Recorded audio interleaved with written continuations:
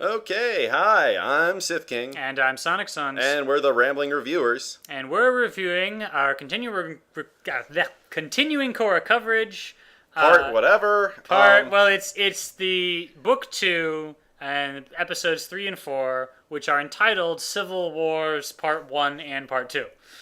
There's a TV trope's colon cancer Yeah, where there's yeah. too many colons. It's kind Okay. of complicated. All right, Okay, so Tonrock, Unalak, Noatak, and Tarlock all walk into a bar, and the bartender says, "Get the fuck out! I want some names that I can fucking remember and don't all sound the fucking same." We had to look this up before we started the reviews. God, And I'm sure like it has some basis in like real world Eskimo Inuit names, whatever they're Possibly, called. but like we you had know. Sokka and Katara. Yeah, there's hard K sounds there, Yeah.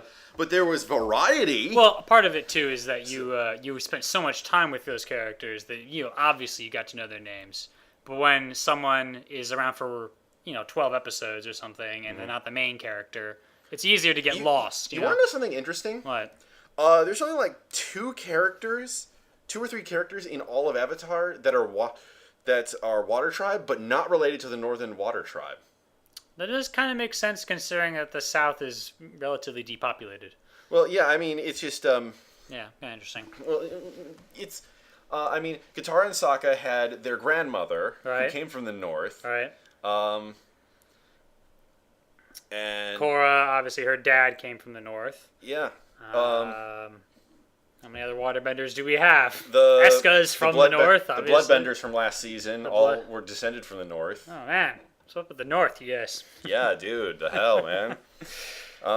Okay, so let's talk about what happened in these episodes. It's been like over a week since the last one came out, and Mike, Brian, I have to say, stop. Just leave Bolin alone. It was sort of funny that you treated him like shit before, but honestly now you're just going out of your way to make his life miserable. well, so I do. There's not a single scene where he's in that he's allowed to grasp the sweet, sweet joy of happiness. Not once. The joy of happiness. That should be a book. But yeah, the sweet nectar of happiness. Fine. Yeah, I know. I didn't mean. Everything he does, he fails at, and he's always receives pain. Always. Yeah. So a friend of mine told me that a friend of mine told me that she. You see, if you listen for the pronoun, you'd known it wasn't you. Really likes Bolin as comic relief, and I was like, oh, okay. I guess some people like that, and I can see what you're trying to do there, but wouldn't it be great if he was participating in the plot more? If he was helping to save the world, if he had some victories along the way, like you were saying. Yes. And Sokka was always doing that. He was funny and also participating. Yeah. And this whole thing with Eska, how does that affect anything? It doesn't affect the dark spirits. It doesn't affect Unalak's plan for world domination. I guess it might eventually, but for the moment you're like, oh look, it's a Bolin scene. His stupid Stargate plan. Apparently, he's planning to open the portal between the north and the south so that it can allow instant communication between the two. Yeah. One, how does he know this will work? Two, I mean, I'll assume that he just has spirit knowledge off screen, but hey, you already have all these boats that manage to get down to the south anyway. Here's what would make sense. This is almost like there was a different plot here that they forgot about halfway through. Let's suppose the north wants to take over the south, but the south has some badass defenses. And Unalak knows if he sends down the navy, it's going to be a big battle and he might lose. So, he tricks Korra into opening up the spiritual Stargate so they can do a Trojan horse thing and attack from behind the lines. That would be an evil plan. I get it. Yes. Right. But right now, this feels like you know what this feels like? It feels like the Navy trying to invade Chicago in Alaska. What? But in what way? Okay, it's the Navy, meaning a bunch of ships. I get and that Marines part. How and is stuff. Chicago in Alaska now? It's the nearest major city we have to us, and more importantly, it's not really a military target. I see. It's just like a city. It doesn't right. it doesn't seem to have much in the way of significance. It doesn't have these defenses. Okay. It's just a city. You can just walk into Chicago. Okay, so you're saying that there's not much of a reason for him to want to conquer this place. I mean, yeah. And there's also not much of a fight they're going to put up, per se. I mean, yeah, and you might have, like, some people with some guns. Okay, so in real life we have that Great Lakes Naval Base, but, I know you're saying, though, it just feels kind of odd. Like, he's not... And in Alaska because, well, it's all ice because it's all ice and cold. So what they're trying to do, and I got some appreciation for this in episodes 3 and 4, but not enough. What they're trying to do is set up a morally ambiguous situation for Korra, and you don't quite know who the villain is. You could see that was going through their heads. Oh, she's Water Tribe, and these people are also Water Tribe, and it's her uncle, and they were friends, and they were fighting, and except we're not presented with any sympathetic Northern Water Tribe characters. Yeah, I mean, they tried to make Unalaq sympathetic, but we were singing in the last review. Evil, evil, I'm so evil. I'm the final boss, you see. Yeah. It's like, Tenzin didn't like him, like, for no reason. It was kind of weird. And no one seemed to, like, really think this out exactly. I don't know how the spirit world works, and a lot of things kind of depend on that, and it would be nice to have a better notion of it. It feels like they're trying to shove way too much stuff in. Like, they revealed that, just like 5 minutes after the trial, I was the one who took Unalaq's orders and imprisoned your dad. Yeah, I mean, okay. Look, you're trying to pack in a Civil War plot, but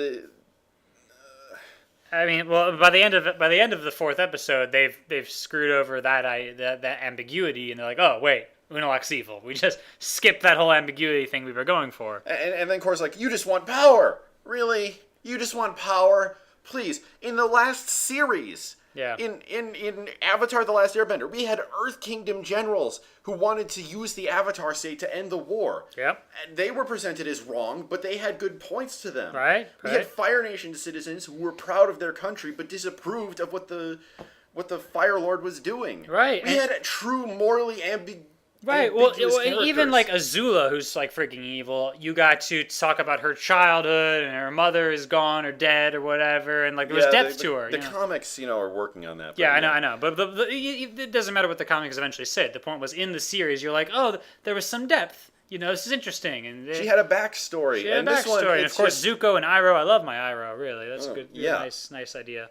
But heck, they even implied that the Fire Lord had something of a sympathetic human backstory. In like one of the final episodes, they showed his baby pictures, that he wasn't always so bad. Yeah, and and they're trying to do that with Unalaq again. Like, oh, he was, your dad's brother, and he's a nice guy and stuff. No, but he wasn't.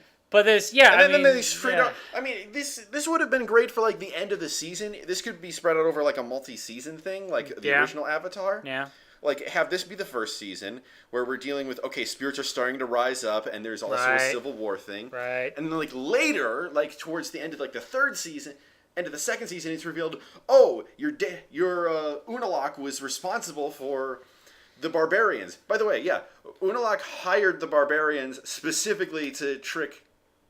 Yeah, let me think about this now, because if you're a barbarian, if you're just a guy who's going to pretend to be a barbarian, how much money do you need to get paid to get pwned in this forest?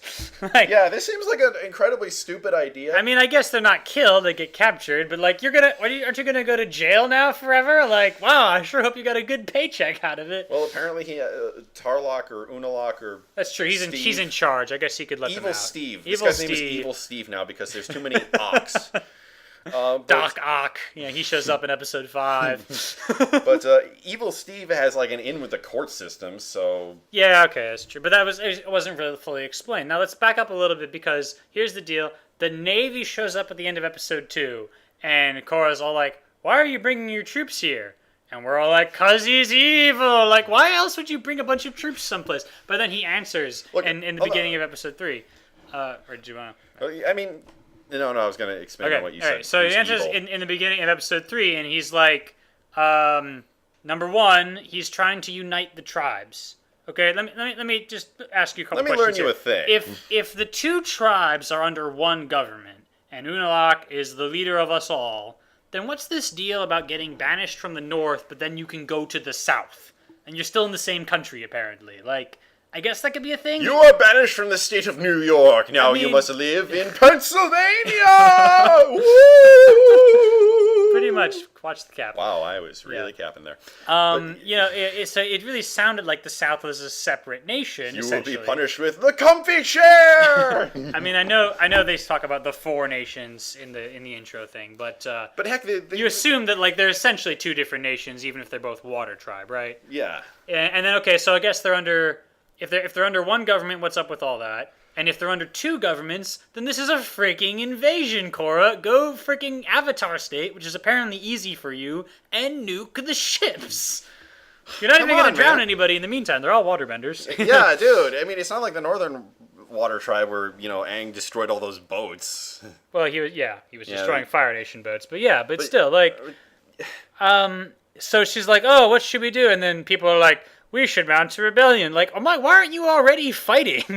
Yeah, they just invaded just now. There are enemy troops on the corner. This is one of the things that caused America to rebel. It's one of the things in our Constitution. Yeah. We are not allowed to quarter troops.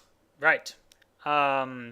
So, okay. This is... I wanted to feel that, like, they had rushed in and, like, oppressed everybody, and everyone's, like, huddling, like, oh, crap, and, some guy gets pwned on the street, and it's, like, an invasion, and they were trying to do this more ambiguous thing, but then, okay, if we go with the theory of Unalaq has a good reason for this, what is his good reason?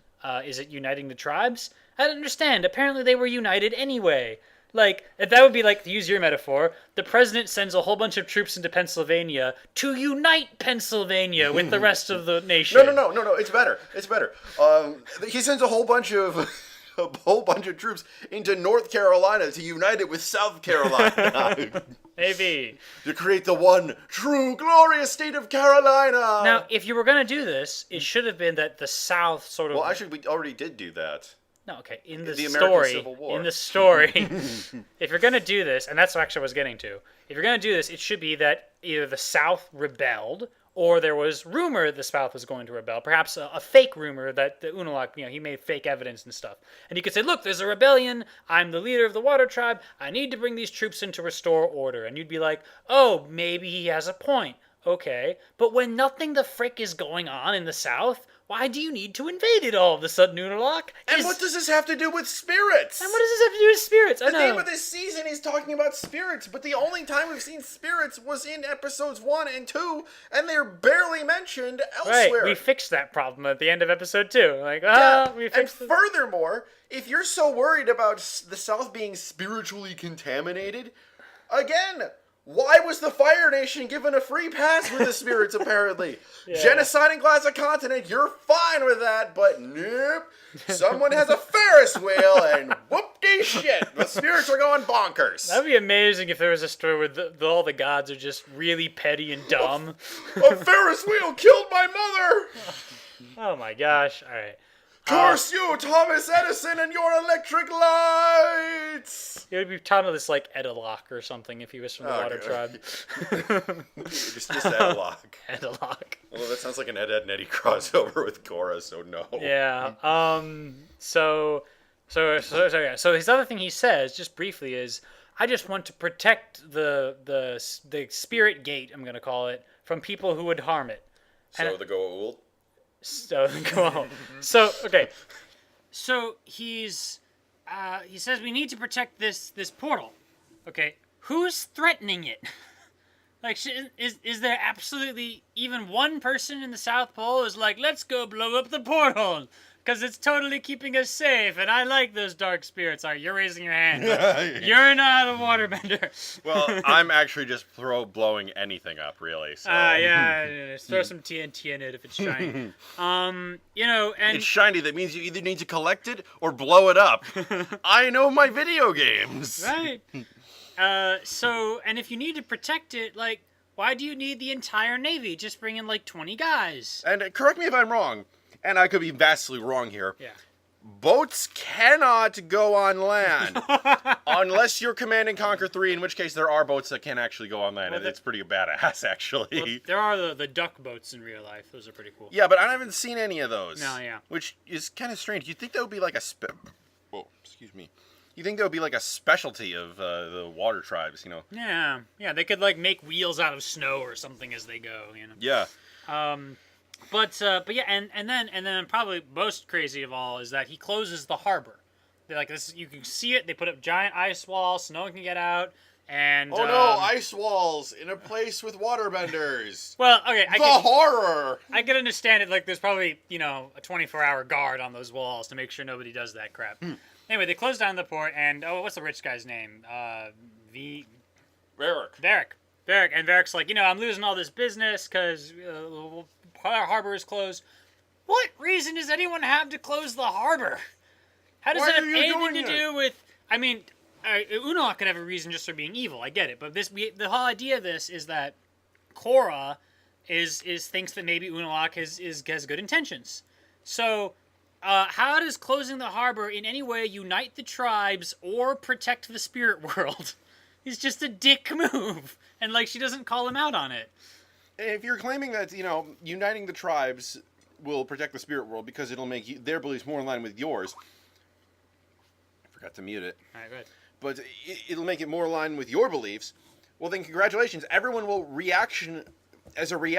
automatically hate you and your beliefs just out of principle. They might even be good beliefs, but they'll still hate you. I mean, I couldn't see how Korra was... And if you are trying to unite the tribes, blockading the harbor is something you do when you're at war with someone. Yeah. And there was no state of war yet. Yeah. It was... So it doesn't make any sense. It was weird. And the people stand around maybe we should mount a rebellion. I guess we mentioned this already. It's like, why are you not already rebelling? Why didn't you just, Korra, why are you standing around when the guy, he's clearly conquering the South? You're okay with this? I don't even know. And then there's this plot to, capture Unalaq and therefore, destroy his evil plans. And she thinks her dad's in it, and then it turns out it's not her dad. But then her dad goes to trial anyway. And, yeah, there was an earlier bit. When was this exactly? They were going to throw some people in jail. And Korra's like, no, wait, they should be given trial. And Unalaq's like, oh, okay, I'll give them a trial. Hey, Korra, small tip for you. Whenever you need to remind the guy in charge that the right to a trial exists, he's probably not a very good guy. Like, oh yeah, right to trials. I forgot about that. So yeah, then we have the trial thing, and it's rigged. It's rigged so that first off, everyone gets sentenced to death, and then Unalaq gets to look all nice by saying, "Please make it a life sentence." Except they don't even take the basic storytelling step of trying to continue the thread of, oh, he might be nice. They immediately piss away any positive vibes that this guy has by Korra finding out, oh wait, it turns out that he's evil the whole time. That's a thing you should save for the last bits of a story, or Zuko, Zuko. Yeah. Learning, oh wait, turns out that they're not gonna fight Ozai during the comet. They're gonna wait until after it. Oh, except, wait, I forgot to mention this. Ozai's planning to nuke the continent. Right. Except that's. He said, "Oh, I didn't think it would matter because I figured you would do this before then." Right. So something like that. But yeah, that's a dramatic revelation towards the end of the story. This is a dramatic revelation, but it was wasted. It was so early in the story. I mean, well, when Korra's not seeing so many things, it's hard to fully sympathize with her. It's because she's pissed off that her dad's got sentenced to life in prison because people had a meeting in his house. Whoop-de-freaking do. I don't think it's life in prison. But anyway, I mean, yeah. Would they sentence me to death if I owned a conference hall and the Nazis had a? You had a conference hall. How dare you? If it weren't for you, those Nazis would have been cold in the outside. Or they would have gone to the Hilton at the airport. Yeah. Curse you, Hilton at the airport! Nothing against Hilton, but yeah. And here's something I was trying to talk to you about. So the problem I have with it so far is, okay, in order to get to the spirit portal thing, yeah, you have to go multiple days out of your way to get through this instant transmission portal, through a storm of incredibly dangerous fuck-offedness, and in a place where dark spirits are known to roam. Wait, we did get rid of the dark spirits, though, didn't we? Because I hope we got rid of the dark spirits. Once again, we don't entirely know how that works. But I thought the idea is once you open the portal or Unalaq it, then it's the worst pun ever. Yes. All right, then the dark spirits go away. Was the notion? Yeah, but even still, this is several days out of your way in frozen tundra at the south pole of the planet. That's That's pretty cold. Um, And but yeah, and then so you have to go yeah. several days out of your way again. You don't know how it is on the northern side. It could be right in the middle of town, as far as we know. Well, the implication is it's in the spirit forest, which Yeah, never mind. Yeah, it's probably in the forest. okay. So what you and furthermore, one of the things about known space is anyone read the book Ringworld, because one of the problems the main character had is that culture had become entirely homogenized thanks to instantaneous communication across the planet, as well as instant transportation gates. You could be in any city anytime you wanted at all. Okay. However, this led to a homogenization of culture where all cultures just ran into one. You could go to Milan from Paris to Tokyo to Chicago, and they would be pretty much the same, except like some of the restaurants would be in different locations. Okay.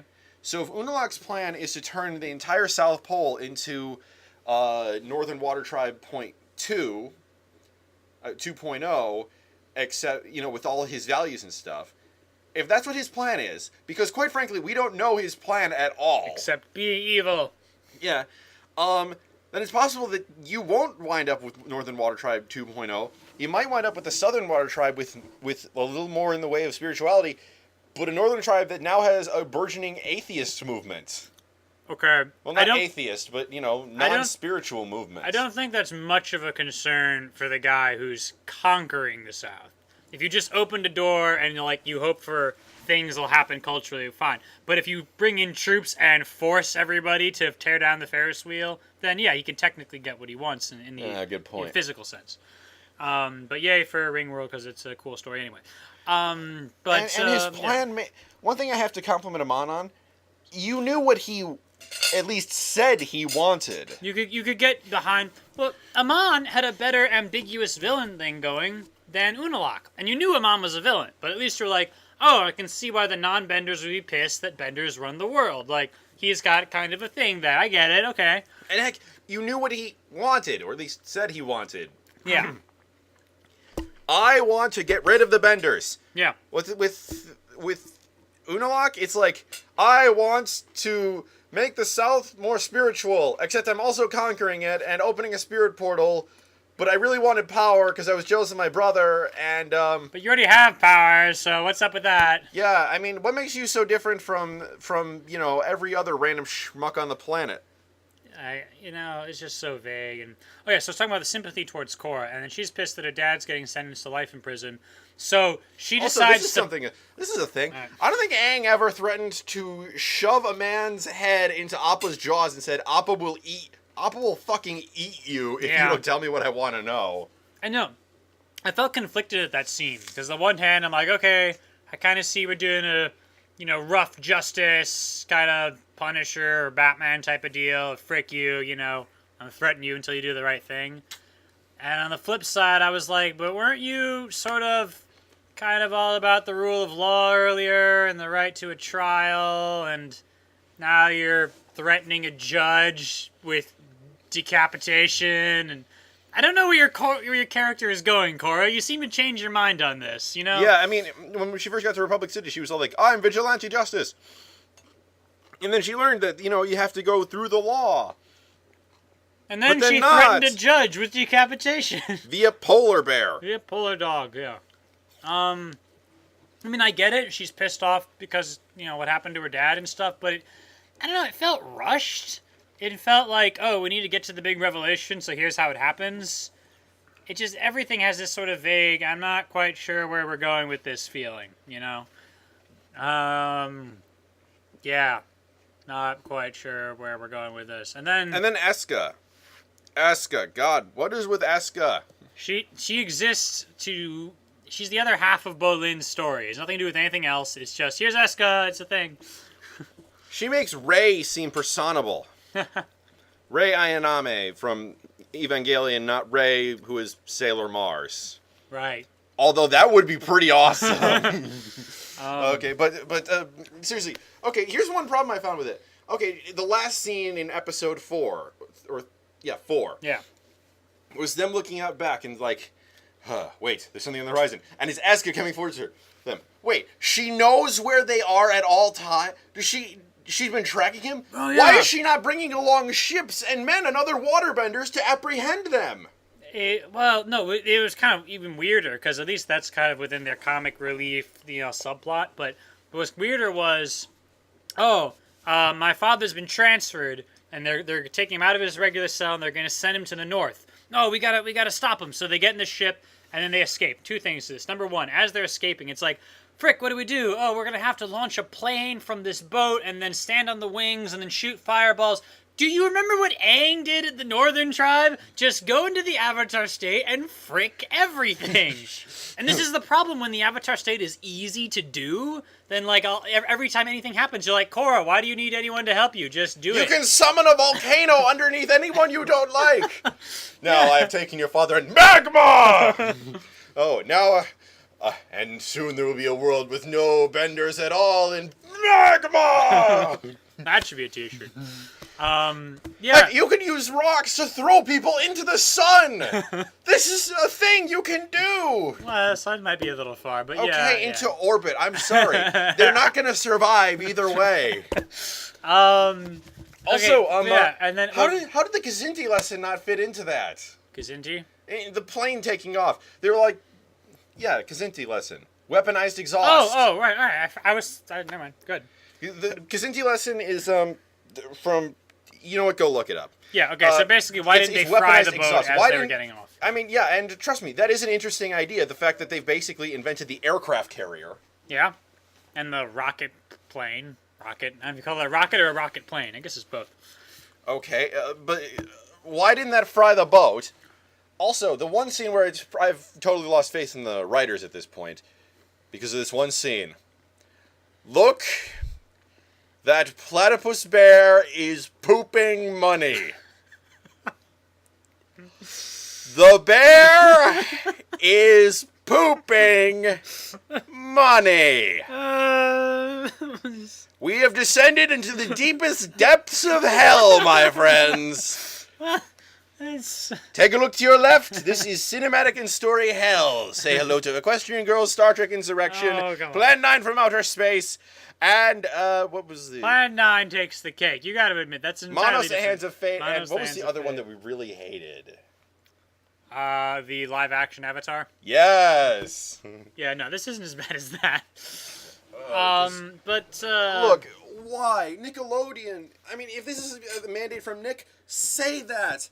I would understand. Johann Vasquez hated Nickelodeon for what they forced him to do with Invader Zim. He wanted it to make it even darker, but they forced him to make it happy, and he gave us little hints that he wasn't happy with that design. But this, Avatar The Last Airbender went like the entire series without any poop jokes. It was a dark and deep and involved story about one kid with the world on his shoulders. It wasn't exactly dark, but it had depth to it, yeah. Well, yeah, I mean, dark is, like, everyone dies is dark. This is... Well, yeah, it was still... There was intense. There was penguin it was sledding, intense. but okay, it was intense at times, yeah. Yeah, and now, poop jokes? No. Well, also why the guards didn't seem to notice that there was something odd about this platypus bear, considering that it was pooping money. I did kind of like that he had his servant, like, in there with him. Like, that was funny. It was funny. It was making fun of him being a rich guy. It was kind of cool. Oh, I just like Varric in general. He's completely eccentric and insane, but that's why I like him. Yeah, he's got a thing to him. Oh, and then there's... I really don't like Kaya and Boomy, or Tenzin. You want to know why? Okay, you had a family argument because it turns out Aang wasn't the best father in the world. Which is kind of weird, because, like, he was so great before, and you're like, oh, I guess we're tarnishing his image now with the sequel series, but okay. Well, it's not really tarnishing. It just proves that he's not... Yeah, he's not perfect. Okay, good. And plus, he was 12 the last time we saw him, so... Yeah.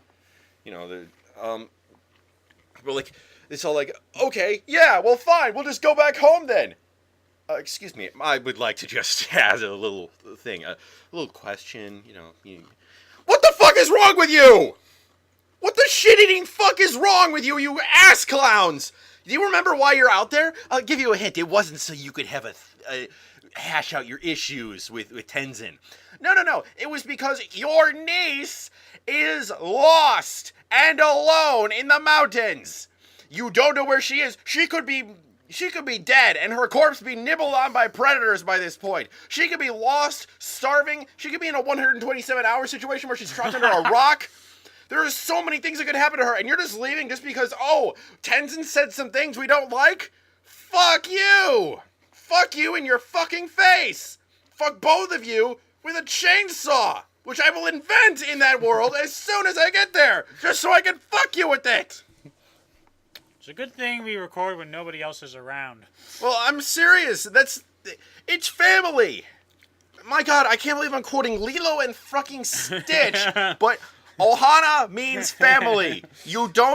That means no one gets left behind or forgotten. I'm sorry, but I generally tend to think that a creature with whose sole purpose was to cause mass destruction and chaos on a grand scale should not be making more sense than the monk. Yeah, I suppose so. So my counter is, it wasn't clear that this is a particularly dangerous place. It's not like Jurassic Park. I'm sorry. I'll just leave my 9-year-old out in the dark in the mountains at night. I know what you're saying. I'm just pointing out a little thing there. So that was the thing. Although the baby sky bisons were literally too cute to be allowed. Seriously, I just want to take one and just rub my head in its fur. Oh, yes. You are so soft and cuddly. If one of you sends me a sky bison plushie that's like life-sized of those mini sky bisons, I would be happy as hell. Yeah. All right, we'll keep that in mind. So what they should have done there, and I have to go back and check the wording, but it should have been... We'll go check somewhere else, away from you, Tenzin. Right. Not, we're heading back to the temple. You know, if it was a thing like, we'll head back to the temple, see if she's back there yet. Okay, then say that. Or, wait the rest of the night, because there's people at the temple in case she goes back there. Yeah. Also, I'm also calling on all my followers, make pony versions of those baby sky bisons. They would be adorable. I'm trying to figure out what that would look like. I don't know. Probably like Flufflepuff with horns. Okay, good to know. But, okay, so, yeah, I'm enraged at Boomy and Kaya and Tenzin. So getting back to what I was saying about 10 minutes ago. Before I started swearing. The escape from the thing, and you got into weaponized exhaust and whatever. But they have to go find her dad, who's being transferred to the north. And that was also confusing, because, there's the boat! You found the one boat in, a zillion miles of ocean. That's what I was going to say. You had your rant. Oh, okay, well, I didn't know you were getting to that. Of course I was getting it. Yeah, it was weird. It was I didn't know... we already know which direction the boat is somehow, and, but you're going from the South Pole to the North Pole. I think there's plenty of different routes you could take, as far as I'm aware. Well, I think there's only one, north. I know, but there's many ways to go north from the south, because, the lines of longitude meet at the... You know what I'm saying? Yes, I know what you're saying. Right. They don't even have radar in this universe. Nope. Yeah. And they find the boat somehow. I don't know. If it was Avatar magic, maybe that could have flown. Maybe. Yeah. Using Aang's connected to all things on the world. Yeah, wait, there's another thing. And I'm going to keep bringing this up, because at the end of book 1, she talks to Aang and never does so again. And she has plenty of situations where hey, Aang, should I stick with Tenzin as my teacher, or should I go with Unalaq? This would be a perfect time to ask. Heck, why do you need a teacher anymore? You can ask your previous lives. Yeah. Hey, Aang, how do I spirit bend? Yeah. Okay, you do this, and this. Okay, thank you. Oh, hey, by the way, how do I connect to the magical earth spirit that allows me to see anything at once all over the planet? Like what he did in the swamp? Oh, yeah.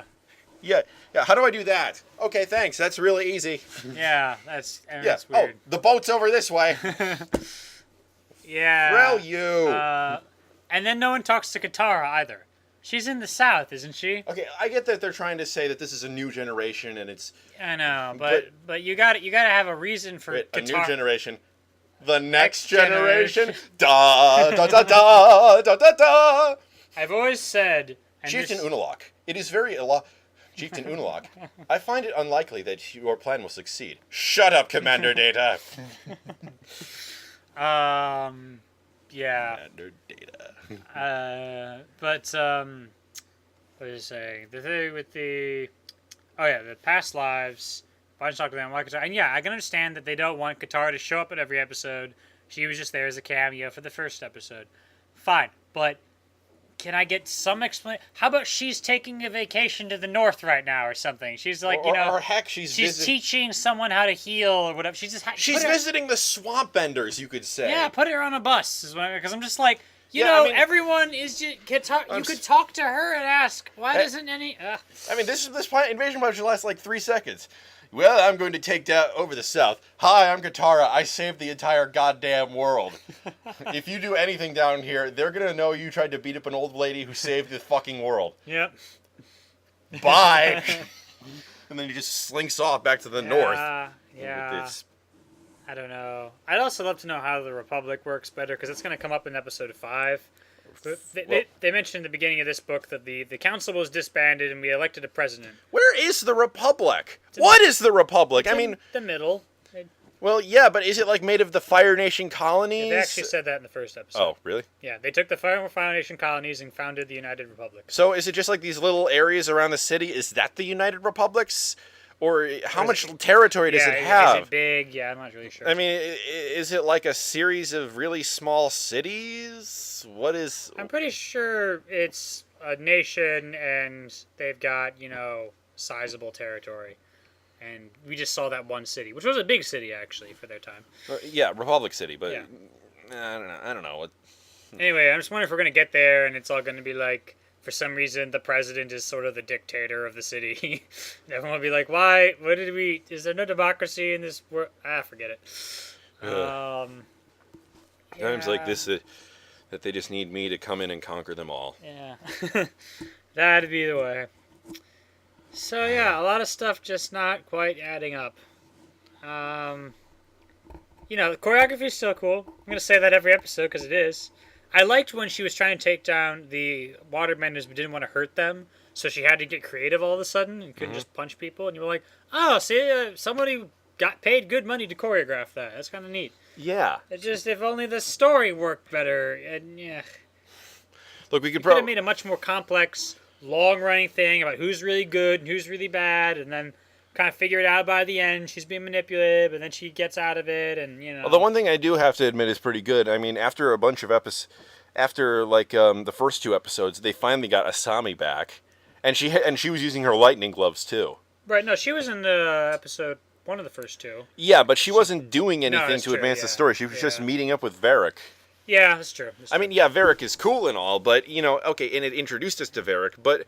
The main thrust of the episode was them going to the very South Pole to find the Spirit Stargate portal and unlocking it. And Asami didn't do that.